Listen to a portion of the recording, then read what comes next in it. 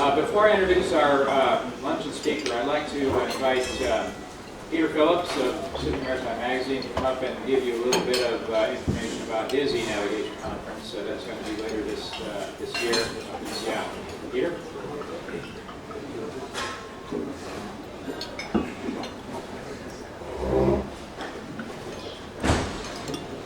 Thank you very much, Sam, for your gracious the opportunity to talk a little bit about Pacific Maritime Magazine, which most of you, I suspect, are familiar with our publication. All right, raise your hand if you are. Okay, good. So I won't tell you too much about it. Maritime operation, trade journal aimed at the West Coast, commercial vessel operator. And in 2001, U.S. Coast Guard up there, Brian Tetro actually was a young lieutenant at the time. They approached us about this new technology called AIS, which was just coming to the fore, and it was in the development stage. And they asked us if we would do a conference around it, which we did. We gladly accepted that, and the first conference was in November of 2001. So you can imagine what people were talking about at that first conference. Since then, it's evolved annually into the e-navigation conference that I can tell by the registration list almost all of you are familiar with. And Fred Pott and Bob Moore and Sam have been involved in it, and Lee Alexander and many others in this room. It's 15 years old now. It's each November. This year it's November 12th and 13th, and I have a flyer in the registration room along with copies of our magazine, and I would encourage you and ask you to take one with you when you leave. Thank you, Sam. Okay, I'd like to introduce our luncheon speaker, Captain Thomas Cullen. See here. First hurdle to come. Let me get to your presentation.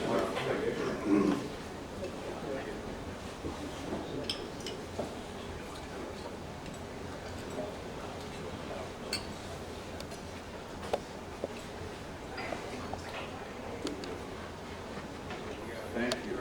All right, well, good afternoon, everyone. It's so good to be with all of you here today, and thanks for the invitation. Now, I knew it was inevitable that at some point, gotta go backwards.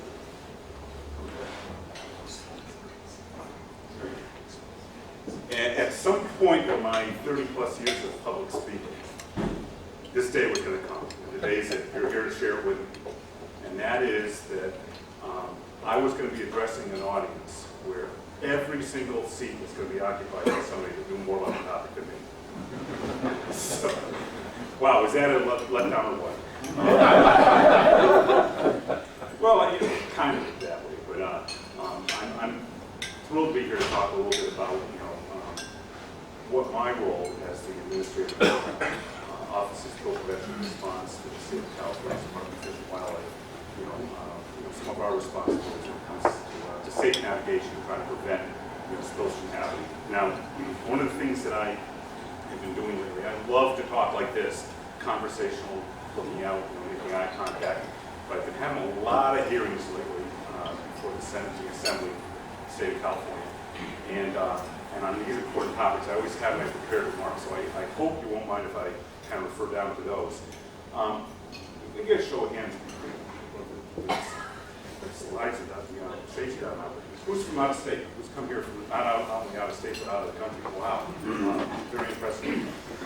Don't be deceived. We're experiencing a drought. That's what a drought out there looks like. It's a horrible thing. It's beautiful weather, but we're having a very, very tough time, and makes my job particularly much more important, because if you were to have a futures market for water, you can imagine what the price of water would be right now, and makes it that much more important for us to make sure we protect this very valuable resource. Okay, I want to offer a couple things. First of all, is Admiral Robertson in the room? Thank you so much to him and his staff for hosting this very important event. Of course, Captain Bob Moore, thanks for the invitation to be here, and to all of you for attending. I also want to acknowledge a couple of people on my marine safety staff. They're not here today. They're busy doing the governor's work, but Ted Mars, my chief of marine safety, former Coast Guardsman, and Mike Coyne put together most of this presentation. He's a proud graduate of this fine institution. So California's coastal waters are used by an incredibly diverse range of people and watercraft, from recreational boaters to serious yachtsmen to daily commuters to merchant ships and military vessels, and occasionally, right here in the middle right, the occasional smuggler. You know, that's what we call a tanga, some call it a tonga, but you know, coming up from Mexico, bringing marijuana into the state that you know, doesn't seem to produce enough, I guess. To ensure safety on the water and to protect our natural resources requires proper waterways management. Leveraging e-navigation to provide timely and relevant information to anyone on the water and thereby maximizing their situational awareness is the best means of achieving this waterways management, securing public safety and, you know, where I come in, protecting the environment. I think it's important to establish a little bit of my credentials, so to speak. My seagoing experiences were long before the advances in modern technology. I had my classroom training at the Coast Guard Academy, and my first mandatory assignment at sea on a Heinz cutter out of Boston. And my tools of the trade back then were dividers, a sextant. Does anybody remember the Lorenzi interpolator? A little card. I went and searched Google yesterday to see what one looked like, and they don't even have a picture on Google. That doesn't go well. And it's amazing to see how far we've come. Well, I traded in my my sea experience to go fly. That was my passion, you know, growing up.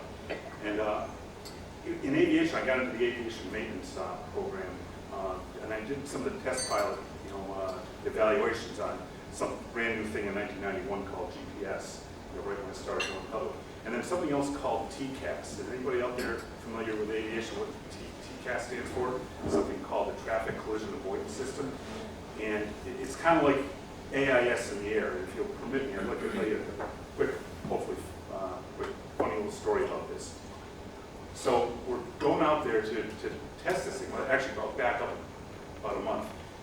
The manufacturer, or the integrator, I should say, Airing, was going to be doing the installs in our planes. And they sent some big clunky computers with preloaded software to kind of teach us what it would look like. So basically, in our vertical speed indicator, you have a selector for 4 range rings, 40 miles, 20 miles, 10 miles, 5 miles. And transponders would start talking to one another. And you would see at the 40-mile ring a little white box show up, you know, just showing that there's something proximate out there. Gets to 20 miles, it changes to a yellow, I think it was a diamond. And it would alert you and say, traffic. Well, the computer was showing us how to do this. It was a very, very sultry woman's voice. So we would all be elbowing each other. You know, we want to do a simulator. Then it gets to, I think, 5 miles, we turn to a red you know, triangle. There would be an arc in your vertical speed indicator, some of it red saying don't go here.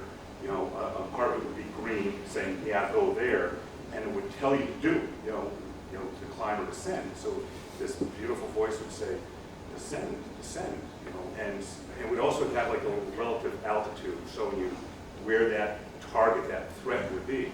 And you know, even if you were on an insert flight plan where you're pretty restricted in what you could do, it was a mandatory thing. You had to do what it told you. So anyways, now we're back in the cockpit, we're getting ready to go offshore. Beautiful day like this, setting up with 2 jets freshly installed. I got the test engineer in the seat with me. And we're setting up about 50 miles apart in military airspace offshore. And, you know, okay, the first run we're going to set up, they're going to be 1,000 feet above us. We're going to come in. Can't see them yet, but, you know, we've got radar telling us where to go. So we start proceeding in, and sure enough, the little white box shows up at 40 miles. Then at 20 miles, the voice comes over. It's a guy's voice. He goes, graphic, graphic.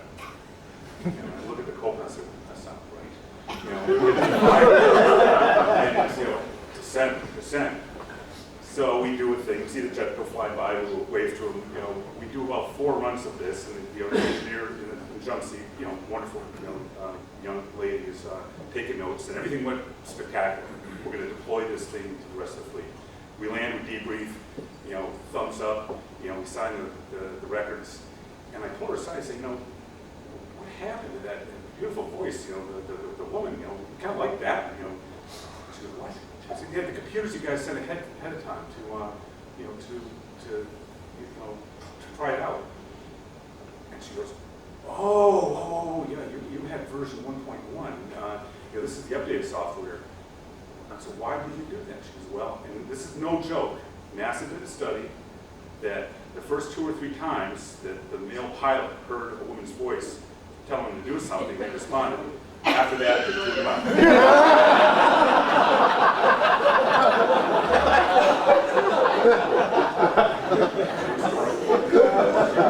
Nagging wife.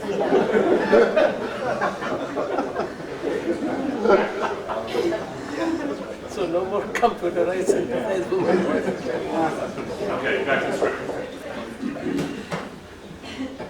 I am so fortunate to have had the opportunity to continue my public service career in a role that protects the public and our remarkable natural resources. In my office, the Office of Spill Prevention Response, or OSPR, you'll hear me call it that from this point on, has a statutory mandate to ensure the safe navigation of California state waters to prevent incidents that may result in the polluting of the maritime environment. California's version of the Federal Oil Pollution Act of 1990 was something we call the Lemper-Keene Sea-Strand Oil Spill Prevention Response Act, which was enacted into state law shortly after OPA 90. And of course, OPA 90 was after the Exxon Valdez, and here in California, off Huntington Beach, there's something called the American Trader. The Act created OSPR, and it requires us to strive to achieve best achievable protection of state natural resources, particularly surface waters and habitat. Now, it's important to note that OSPR is currently a marine agency. We're funded by a 6.5 cent per barrel fee on all oil, it could be crude, could be a refined product, entering California via marine terminals or via pipeline from the dozen or so offshore marine platforms. Being a fee and not a tax, we can only use our budget to fund activities for oil spill prevention, preparedness, and response in those marine or tidally influenced coastal waters of the state. However, I, as the administrator, am also designated by statute as the state on-scene coordinator for any oil spill that affects state waters throughout the state. Now, that's been kind of the focus of me and my executive team these past several months, because here's a California OES, Office of Emergency Services graphic for 2 years from 2010 to 2012, and these are just oil spills, reported oil spills. So any release of oil to the environment has to be reported. So you can always pick out Interstate 5, and some of the other population boxes. Now this could be highways, it could be train, it could be abandoned and derelict vessels in the Delta, anywhere that oil goes. And then if you see, this is how we're quite not prepared. This is my side, advertising for what we're doing. On the coastal side, we're doing great because we've been around for 23 years, and we've got all these things called area contingency plans that talk about booming strategies and sensitive sites and what we would do. But the interior of the state is quite unprotected. So that is what our focus has been. Now, like I mentioned, 23 years either side of when we were created, all those big spills in the maritime, happened, and due to the great partnership that we've developed with industry primarily, I would say, and then of course our federal partners in the Coast Guard, EPA, other agencies, non-governmental environmental advocacy groups. We've really done a great job in knocking down the incident spills. And of course, I view e-navigation as being another tool in the toolkit, if you will, another enhancement to try to keep these beyond the decline. Okay, back to the subject. So that Lemper-Keene Sea-Strand Act that I talked about gave OSPR 3 specific focus areas for navigation safety.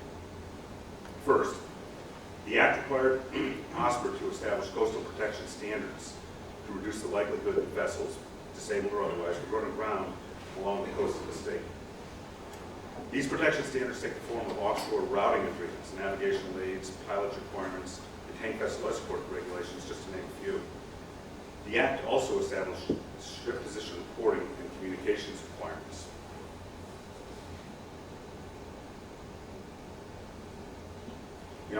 One of the things that guy Mike Coyne likes doing is putting in fancy animations. You actually see that boy move? Yeah. I don't know what his point was. Maybe it's, hey, e-navigation's good because the real thing is actually around. Remember this stuff. take a note from me. I could have asked him. He's doing it. Or my accent thing. Who's moving? Second, the Act requires OSPR to work with the Coast Guard to establish special vessel traffic services and other monitoring systems as needed. Although the VTS San Francisco has been in service since 1972, OSPR, in partnership with the Coast Guard and the Marine Exchange of Southern California, established Los Angeles and Long Beach's Vessel Traffic Information Service, which the Coast Guard later turned into a full-fledged VTS in the 90s. Finally, the Act established California's 5 harbor safety committees, which are responsible for planning the safe navigation and operation of vessels within each harbor. These 5 harbor safety committees are the only state-sponsored and funded of the dozens in the country, and 2 have been recognized as the National Harbor Safety Committee of the Year by the Coast Guard. So we're pretty proud of that. How has OSPR put these mandates into reality? By finding practical solutions, and e-navigation was part of these. One of the parameters for our coastal protection mandate was to keep disabled ships from running aground. Escort tugs for tank vessels in our bays were specifically called for, and many also called for rescue tugs off our coast. In California's offshore waters and traffic schemes, the maritime industry proposed having their ships stay further off our coast, giving time for the nearest tugs coming from homeward some time to reach them. This has been a big source of concern for some of our local environmental advocates here, and I understand why. They see the frequency and the volumes that are coming into our major ports, and some of the accidents have happened over the years. Now, unlike Washington and Alaska, of course, where it's a little more confined, some would say perhaps restricted, and there is less of a likelihood that an assist could arrive in time. We have the benefit, and thank you, industry, for pushing further offshore, and then by the time they make that left or right hand turn to come in, we're well within the range of big fleets of response tugs. So this is a great solution that doesn't really cost much. After study of offshore winds and currents by the Coast Guard and OSPR, it was proposed, and tank ships agreed to stay 50 miles off the coast, while non-tank vessels agreed to transit at least 25 miles from shore. To date, these agreements have protected our coast by providing a satisfactory window to respond should an offshore marine casualty occur. As for e-navigation, we envision and anticipate a future where offshore traffic separation schemes are marked by virtual buoys on an electronic chart display and information system. ECDIS. That's one of those things I just learned. When it comes to transiting our bays and harbors, e-navigation, when used properly, significantly enhances safety. The combination of my experience as a cutterman and as an aviator during the technology boom gives me a particular appreciation of the benefits of electronic navigation. But I also realize that these benefits can only be appreciated through a performance-based initial and recurrent training program, effective bridge communications, and periodic equipment maintenance. The civilian navigator streamlines the procedures that I learned as a member of the bridge navigation team on cutters, eliminating certain steps and doing only what is essential to keep his or her ship in safe water. Using ECDIS, it's probably reasonable for the navigator to simply monitor the progress of the ship along the chosen track, visually ensuring that the ship is proceeding on the intended track, checking the compass, step sound, and other indicators only occasionally. If ECDIS fails, the navigator has to rely on the manual and time-tested procedures for piloting a ship in restricted waters. Proper preparation for entering a port must always be followed, acknowledging that electronic navigation is only a tool and not a substitute for preparation. Things like reviewing the coast pilot, light lists, tide tables, tidal current tables, notice mirrors, and local notice mirrors are part of that preparation. Selecting the correct charts, plotting the intended track, highlighting visual radar nav aids, on and on. I get the picture. Of course, having a pilot board is required in most cases. And while a pilot does not lead the navigator or the master of his or her duties, it does ease the navigator's workload.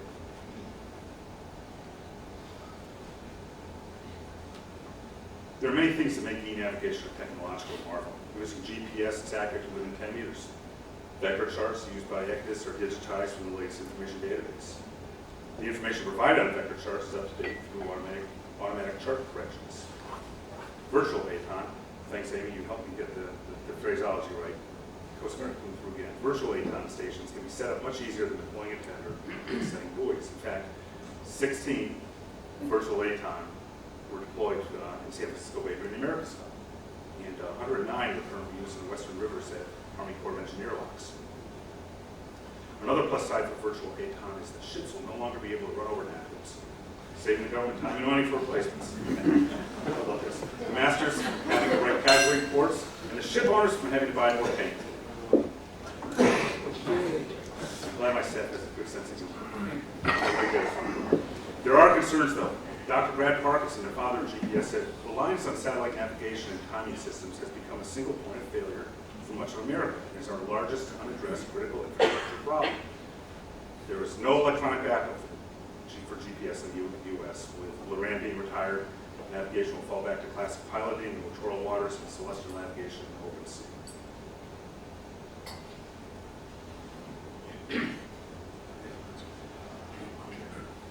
With celestial, you might get within 1.5 to 2 nautical miles of your true position. Land sea, the accuracy was 10 to a quarter mile, 460 meters. With GPS, you're within 5 to 10 meters of your true position. With that accuracy, some feel more confident approaching nav hazards, maybe cutting them a little closer. Of course, if you're going to cut things close, you better make sure your charts are up to date, accurate. This was one of the causes of this minesweeper, the USS Guardian, grounding on a protected Philippine reef, which resulted in the total loss of the ship.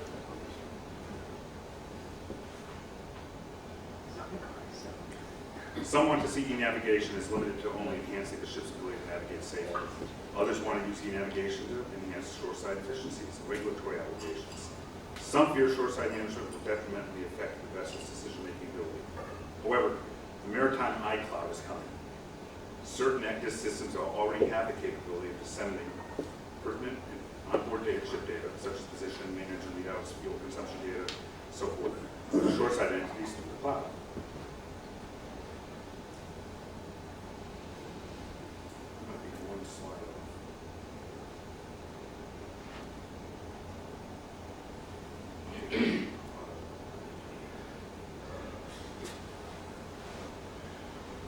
Mona Lisa 2.0 is an example that is being used in 10 countries in the European Union. It was adopted from the air transport industry's CSAR. CSAR? Yes, no? Single European Sky ATM Research Program. Its aim is to utilize sea traffic management to contribute to more efficient, safe, and environmentally friendly maritime transport. Through greater coordination of vessel traffic management, including offshore traffic, operational efficiency is increased and operational risk reduced. It allows more efficient voyage planning and routing to avoid bad weather and traffic congestion. It gives the crew more time by automatically making notifications to shoreside entities such as government agencies, ship agents, chandlers, bunker suppliers, etc. Through an automated process, there's better coordination of vessel arrival time with the berth, tug, pilot, and shoreside labor. That's appears to be the future of electronic navigation.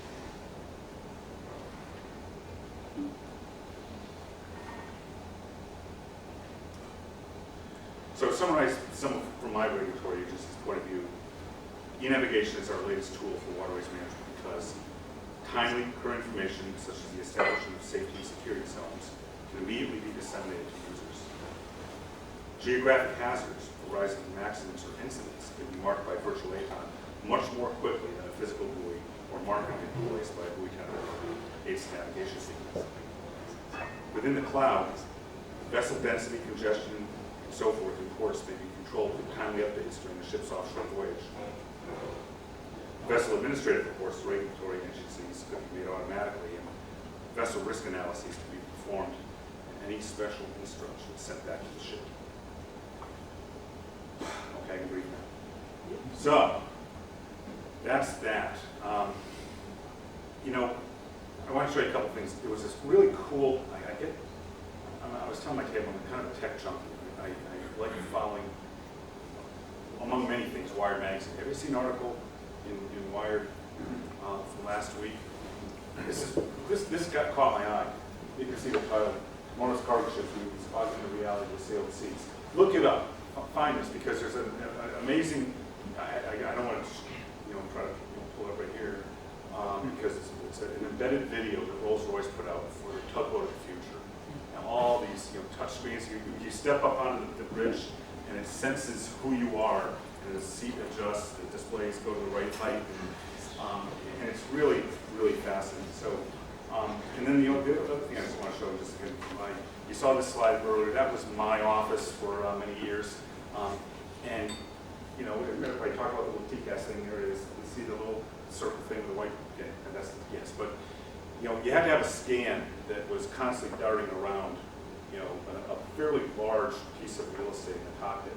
And one of the hazards was, of course, especially when you're down low, if you were a helicopter guy, I was a fixed wing guy, you know, the time you're spending down here, you're not up here. And I went and looked, and this is what it looks like today, and boy, it makes me want to go back and fly. So basically, that whole thing I was looking at here is now reduced down to here. And if I can take my scan from this to here and get my eyes up, looking outside, and of course, you know, the same applies for, you know, the ship. And I had the benefit of riding a VLCC and, you know, the pilots a couple months ago, and seeing the onboard stuff that they're carrying on board and able to go bridge wing to bridge wing. And it's a new and exciting time. And gives me, as the administrator, much more confidence when utilized, leveraged properly, will help protect the public and our natural resources. So, I'll go back to the famous slide and invite any questions that you might have. Thank you.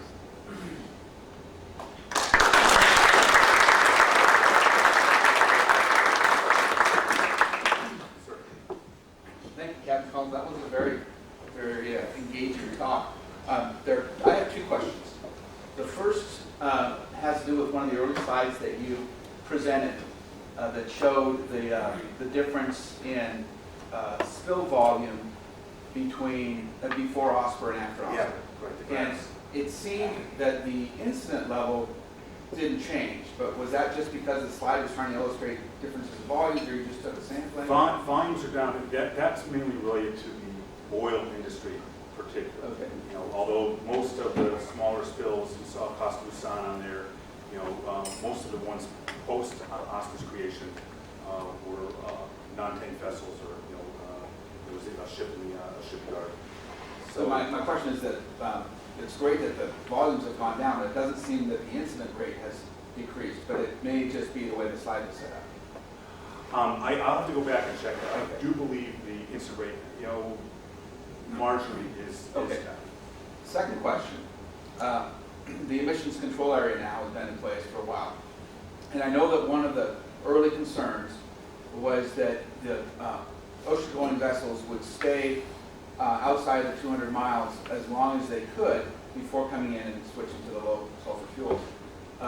And as a result, perhaps the convergence zone would be outside of the an effective regulatory zone and be, in essence, a bit more dangerous than it has been in the past. Have you found that to be the case? I haven't actually looked at that, and I have heard that their industry is going to, you know, change accordingly their arrival times and practices and when they will switch. But I have to defer to my Coast Guard colleagues. We'll actually be talking about that in our presentation. this Jason, you're always there for me. Thank you. I'll give you $5. Yeah, I'm kind of careful. That's why I love having the Coast Guard around. My authority goes out, of course, the other 3 miles, you know, the same as in territorial waters. Although we're very grateful to have a seat at the table of all these discussions, whether it's you talk about convergence zones, you know, if there were, you know, heaven forbid, a spill offshore outside of our reach, an invitation at the table to discuss, you know, response strategies, whether it's use of dispersants or in situ burning, you know, whatever. So we're watching closely, and you know, it's a wonderful question. I'd love to follow up on that with my staff. Thank you. So if I may, quick question is this. I've just heard about Mona Lisa, but I've also heard from other quarters that there may be some resistance to this idea from certain quarters. Let us say that this last piece, that one slide showed special instructions may emanate from shore directed to the ship. I must assume that the captain or the pilot will have the final say as to which recommendation they wish to follow. If it becomes mandatory, however, it might be a different scenario. So I was wondering whether those thoughts have been progressed to that level where this interaction as to who has the final say truly prevails. I'm just posing the question. It's a great question. I will share that question. As a matter of fact, I'm wondering if we had a serious safety or security event, and there's an advisor that's transmitted the vessel. Similarly, to what I was describing with the mandatory compliance in my aircraft, and I would defer, of course, again to my colleagues in blue. This is a regulate navigation. Scott. Hi, Scott Humphrey. I'm with the Vessel Traffic Service in San Francisco. To address your question and to promote a presentation you can do a bit later, and also to thank you for making some ties between maritime and aviation. Regarding directions to vessels, I can just speak on behalf of the National VTS regulations, and the aviation regulations are exactly the same. That the captain of the aircraft, correct me if I'm wrong, Captain, and the captain of the ship are ultimately responsible for making the decision. So there would be no way to create a rule that would be so mandatory that the captain of the ship couldn't make an alternate decision without some sort of giant magnet that you could use to pull the ship in the direction that you want it to direct. Any more than the captain of an airplane would be required to descend through an altitude if they knew there was conflicting traffic. In fact, they would be criminally negligent, I would think, if they did take action that endangered the pilot or the passengers on the plane. And I'm really happy to hear an analogy drawn between maritime and aviation. We're very lucky in the Bay Area to have NASA Ames nearby, and the Vessel Traffic Service in the sector uses NASA Ames for some of our internal training, and we consult with them on subjects that are near and dear to them. But I believe there is a lot of lessons, there are a lot of lessons to be learned from aviation, and that we should do a better job in maritime, drawing analogies between the two. We are different in many ways, but we're also similar in many ways, and we benefit by realizing the similarities more than denying them. And I'd love to jump on that great statement, Scott. And one of the things that I really impressed with here at the California Maritime Academy is their simulation building. I know that most of you have probably seen it already. Hopefully, if you haven't, you'll get a chance to go in there. But it's a remarkable capability. We've had simulators in aviation, since Orville and Wilbur. But to see what they can do when they interact, you have the tugboat simulator, have the deep craft simulator, and the capabilities. And we've actually run oil spill scenarios there. One of my office's responsibilities is we do a lot of drills and exercises. So we do announced and unannounced drills with industry. And we'll show up and say, okay, here's what you got, clock starts. And I'm mainly looking at their first couple of hours, critical thinking of, are they doing the right things? Is somebody always managing their responsibility? And I go back to my aviation experience of I'm not looking for pass-fail. I don't want to assess a fine. What I'm looking for is the learning growth to achieve a certain standard and expectation. I call it that muscle memory. And that's why in aviation, almost every single flight that we would go up, we would turn something off, we would pull an engine back, we would do something so that when it happens in the real world, you've got that immediate, calm, instinctive. How many were amazed with Captain Sully Sullenberger, not only putting the plane down, but when you hear him on the radio how calm he is, it's amazing. But I would offer that any Coast Guard pilot, would have done the same thing. I'm not taking anything away from Sully. But remaining calm, and we practice ditching scenarios every year in the simulator. And as long as you know to keep your wings level, your nose up, 2 to 5 degrees, it was a remarkable thing. But you practice and practice and practice and practice, and that's how we're going to finish that exercise. Okay, one more question, Lee. Sir. I have just 2 quick comments and then a question. The over-enthusiasm of some of these technologies, I think, was best remarked by some who listened to this and didn't believe it. Hectus, on part of the U.S. Navy, was touted as going paperless. When a German captain heard this, NATO captain, he said, yep, paperless bridge is like a paperless toilet. You can do it, but you're not going to be happy with the results. I also heard the same thing about virtual ATONs. Well, virtual ATONs is like virtual sex. It does not beat the real thing. And finally, augmented reality. Bruce, write these down, please.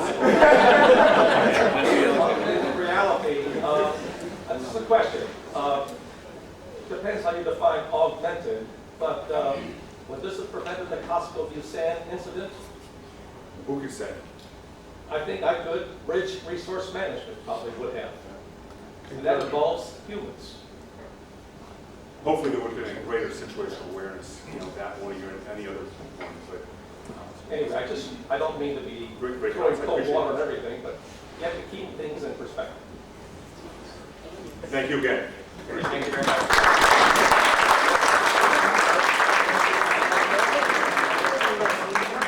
Okay, ladies and gentlemen, I hope you enjoyed lunch and a very great, fine show. Covered a lot of ground.